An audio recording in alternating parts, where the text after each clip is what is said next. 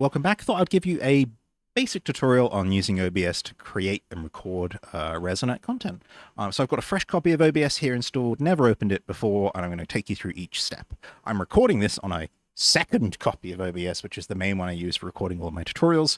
It's fun. There's two copies running. Anyway, so when you first open it, you're going to see this dialog here. I optimize just for recording. I will not be streaming. If you are planning on streaming, you'll have to set that up. Maybe I can do another guide for that one, but I'm going to optimize just for recording right now. So we're going to go ahead and hit next. The base canvas resolution is the resolution that you want to record the video at. I always recommend 1080p. I know lots of people want to record at 4K these days or 60 frames per second. I really just recommend 30 frames per second at 1080p. Anything else is going to be larger video files, and if you're watching the content in Resonite, it's going to be blurry anyway. So like, I'd recommend 1080p. If you really want 60 FPS or you really want 4K, you can set it up there.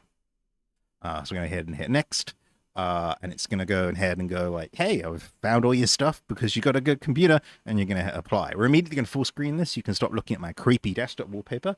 And you'll see that you're in the main OBS setup. First thing that we're going to do is go over here to the settings, and I'm going to go ahead and try and remove these. I don't remember how to do that. Close settings, audio. Yeah, here we go. I recommend disabling all of these, and you'll see why in a moment. It's because it gets rid of these here. I recommend adding them to the scene on this left-hand thing here. I'll do that in just a moment.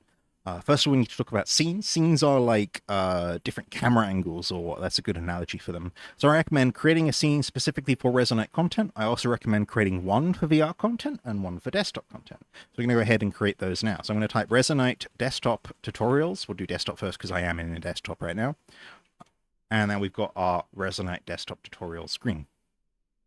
Next, we're going to go ahead and add a source to it. The first source that we're going to add is Resonite itself.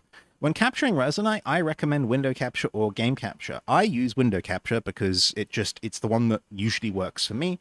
If you have issues, you might want to try game capture.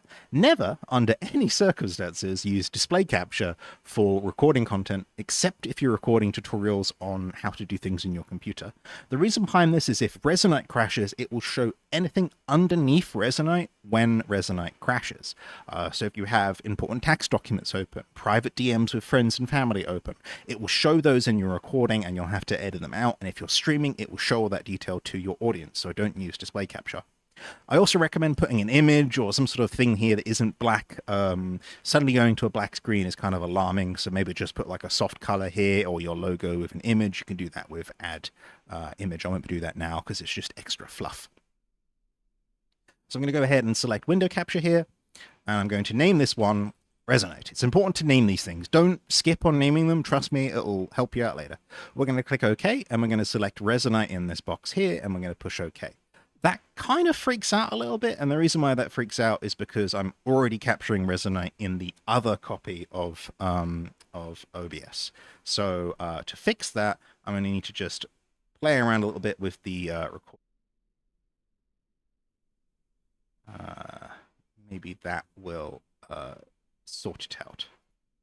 Nope, that's not going to sort it out. Okay, that does work. I promise you that will record Resonite. It's just these two copies of OBS that are sort of fighting each other. So that's going to do Resonite there. You can also do it with game capture. You do game capture here. We'll call this Resonite game capture. Maybe game capture will work better now because I'm doing it with the other one. For this, I don't like the capture any full screen application because I don't tend to like full screen applications anyway. I prefer borderless windowed. So again, here we go ahead, select Resonite. There we go. We've got that in there.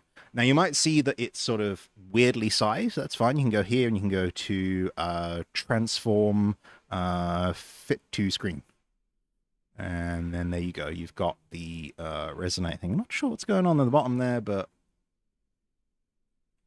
it might just be the content underneath it. Oh, that's because I alt entered Resonite to move it to my second monitor. It's got the bars there. If I alt enter again, that'll go away. But there you go. That's Resonite live. You can see I'm talking, etc. That's all captured.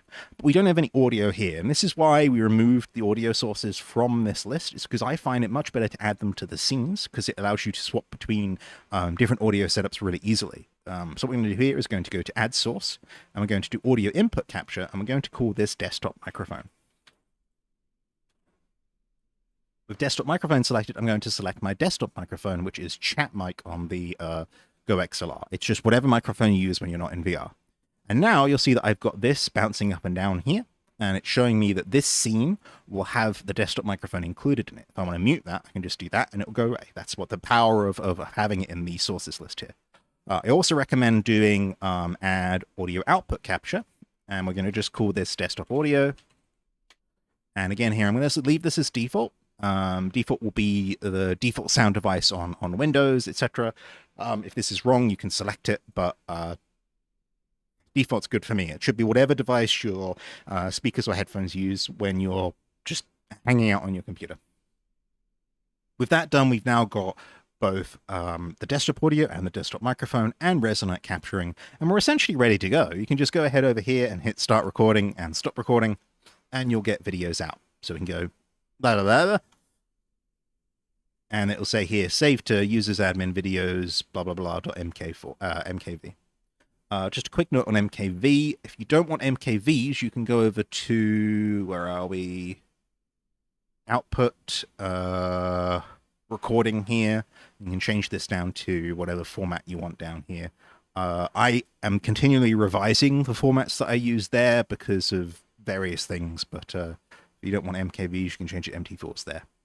I also recommend adding another scene. So we're going to do Resonite VR tutorials. And then we can do add here. And because we've already done those stuff from the previous scene, we can actually reuse them. So we can go to add game capture and we can select Resonite game capture. Do need to do the transform reset. Transform fit to screen. There we go. And we can also do add audio input capture, but this time I'm going to make a new one. I'm going to call it VR microphone. With VR microphone selected, I'm going to go ahead and select the VR device that I use when I'm in VR, which is Digital Audio Interface Valve. That's the mic that is on the Index headset. I'm also going to go to add audio output capture and add existing desktop audio. And with that, you're done, and it also shows the power. Like if I'm going to record a desktop tutorial, I use this scene, and it has the desktop tutorial. If I want to record a VR tutorial, I use this scene, and it has the VR microphone. You can do a bunch more stuff here, but that's more suitable for other tutorials. Just look up OBS tutorials for anything. These are the Resonite-specific things, and also the way that I do things, which people might be interested in too. I don't really use any bells and whistles like scene transitions or fades or anything like that. I don't even edit, and I'm not really a streamer anymore, but I used to be. If you'd like more OBS content, do let me know. But that's basically it.